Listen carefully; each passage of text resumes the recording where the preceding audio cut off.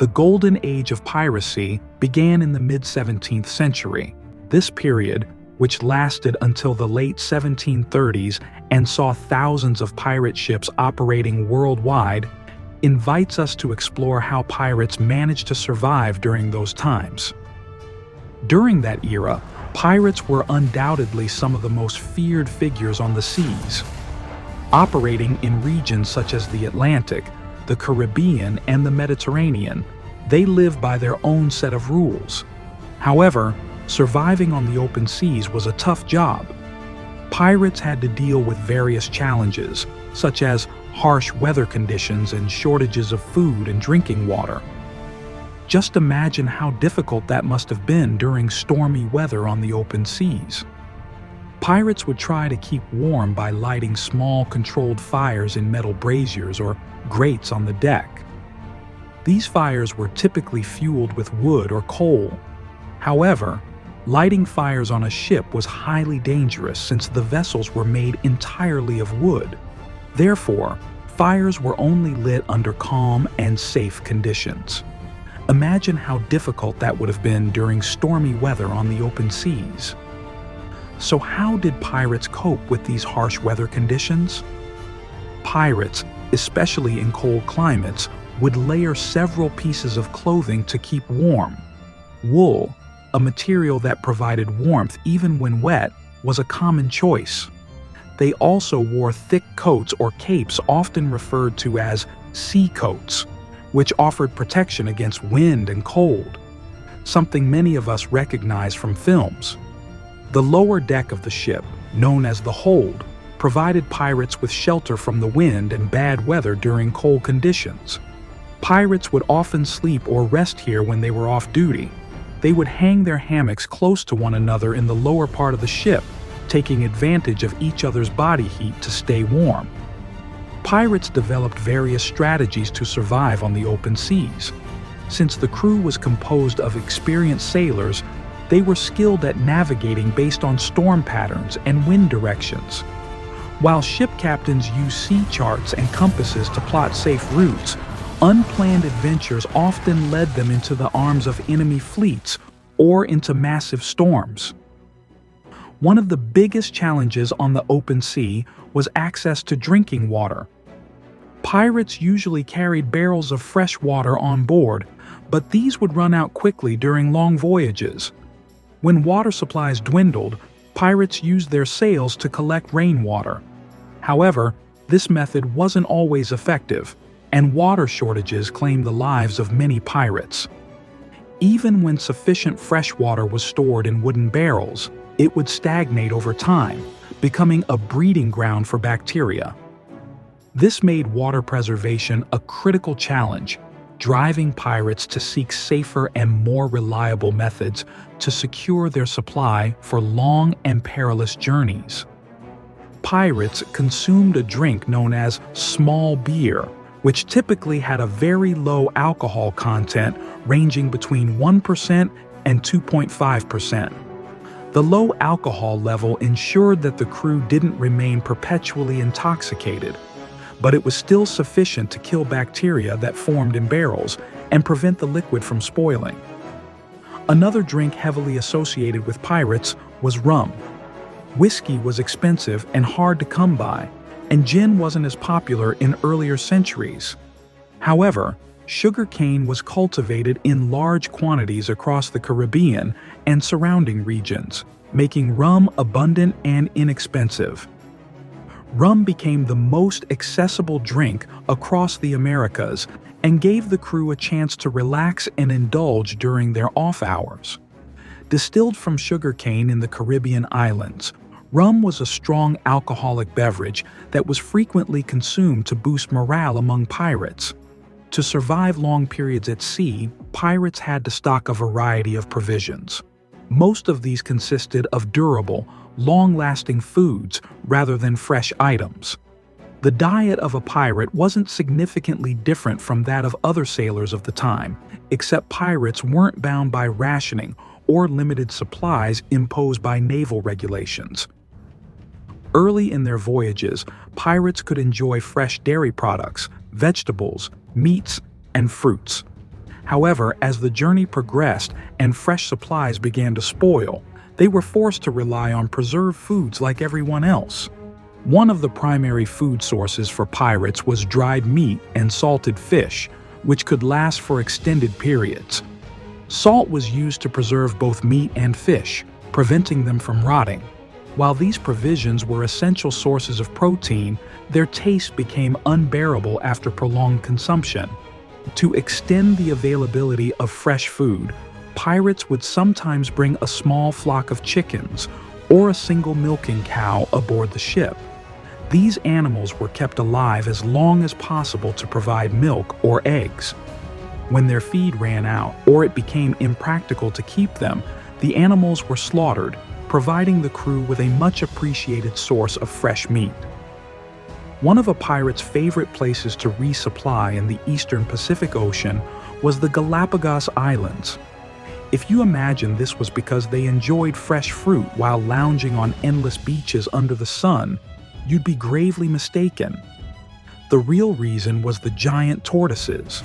These tortoises, found on the islands, could survive for long periods without food or water, serving as a dependable source of fresh meat whenever needed. Once all the fresh food they had brought aboard was consumed and the animals slaughtered, the crew had to rely on long-lasting provisions like everyone else at sea. There was only so much that could last for more than a few weeks, and these items made up the bulk of the diet for anyone spending over a month at sea. These provisions included hard biscuits, dried grains, salted pork, stockfish, pickled goods, and dried fruits, herbs, and spices. Hard biscuits were a staple of the pirate diet. Known as ship's biscuit or hardtack, these biscuits were made from a simple mix of flour and water, resulting in a very hard and durable product. While they could last for months without spoiling, they were susceptible to mold in humid conditions or infestation by insects. One of the biggest health issues pirates faced was vitamin C deficiency. The inability to preserve fresh fruits and vegetables for extended periods meant that scurvy was a common problem. To prevent this, pirates often stocked up on fresh oranges, lemons, and other fruits before departing from ports. However, these supplies ran out quickly, leading to frequent shortages of fruits and vegetables. The life of pirates is often associated with plunder, conflict, and the constant struggle for survival at sea. However, the lives of these romanticized and adventurous figures were not solely defined by battles. Pirate ships operated under an unusual form of governance. The ship's captain was chosen from among the most experienced and courageous sailors. Yet, the captain's authority was not absolute. Major decisions regarding the ship were made collectively through the crew's votes. In this way, pirate ships embodied a sense of democratic governance. The crew had the authority to limit the captain's power or even depose them if necessary. Loot captured during raids was distributed fairly among the crew. However, the captain received a larger share than the other crew members. For instance, 1/8 or 1/6 of the captured treasure was allocated to the captain, making the position more attractive. The remainder of the loot was divided among the crew based on skill and rank. Healthcare on the open seas was extremely limited, which posed a significant challenge for pirates. Injuries were common, particularly during conflicts. For this reason, pirate ships often had a surgeon on board with basic medical knowledge. This individual treated injured crew members and performed surgical procedures such as amputations when necessary. However, these treatments were often painful and had a low survival rate. Pirates preferred durable clothing that allowed them to move freely at sea. Their outfits often consisted of linen shirts, commonly worn by sailors, loose-fitting trousers, and leather shoes. Additionally, thick woolen coats were favored for protection against the wind. Pirates would also add a touch of luxury to their attire, using valuable fabrics and jewelry found on captured ships. Captains, in particular, often wore tricorn hats and ornate coats. These lavish garments symbolized the captain's rank and authority among the crew, though they were more of a status symbol than practical clothing. The bandanas pirates wore on their heads protected them from the sun and kept sweat from dripping into their faces. Over time, bandanas became a symbolic part of pirate identity and a hallmark of sailor culture. Some pirates grew their hair long and adorned it with beads and feathers. These decorations were an important way for pirates to express their individuality and personal identity. Pirates had to find safe ways to store the treasures they captured. While popular legends suggest that pirates buried their gold and precious jewels on hidden islands, the reality was quite different. Most pirates preferred to store their loot in secure ports or spend it quickly.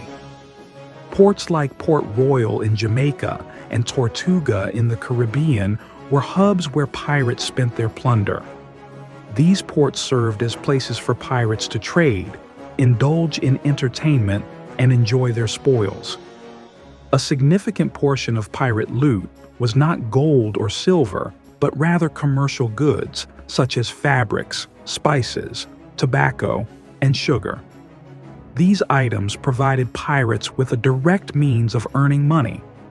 By attacking merchant ships and seizing such goods, pirates could sell them in ports and convert them into cash. As a result, pirate treasures were rarely the gold-filled chests described in myths, but instead valuable goods that were quickly turned into money in bustling trading ports. Carrying around large amounts of stolen coins was far riskier. A pirate arriving at a port with a chest full of stolen coins would undoubtedly raise questions. For instance, a pirate couldn't walk into an English bank with a chest full of stolen English coins and expect no one to notice. Taking such coins to a rival nation wasn't necessarily a safer alternative either. The pirate could be killed, robbed of the money, and to add insult to injury, his body might even be returned to his own country for a reward. The life of pirates is caught between myths and reality. While they are often remembered as mysterious figures burying their treasures, their lives were, in many ways, far more ordinary. Beyond battles and the pursuit of wealth, many pirates lost their lives simply trying to survive at sea. The end of piracy came with advancements in naval technology and the efforts of powerful empires to eradicate pirates. By the late 1700s, major maritime powers such as England, France, Spain, and the Netherlands launched intense campaigns against piracy. Naval fleets hunted down pirates, threatening them with capture and execution. As a result, pirate activity in the Caribbean and the Atlantic Ocean declined significantly. Safe havens for pirates were systematically shut down, and piracy became an increasingly dangerous profession. By the early 1800s, piracy had become so intolerable that entire fleets were dedicated to hunting pirates and capturing or killing their crews. The average lifespan of a pirate ranged from 1 to 3 years, and those who survived longer were rare exceptions. Even the most notorious pirates, like Blackbeard, enjoyed only a brief period of fame before being hunted down. In an era of unreliable sailing ships, limited food supplies, and the absence of real medicine, it's not hard to understand that a life filled with war and evading pirate hunters wouldn't result in a very long lifespan. Nevertheless, the legacy of pirates continues to endure as an important part of maritime history. Their courage, free-spirited nature, and adventurous lives have formed the foundation of countless legends that immortalize them. Stories of famous pirates such as Captain Kidd, Blackbeard, and Henry Morgan hold a significant place in maritime history and remain a prominent part of popular culture to this day. See you in the next video.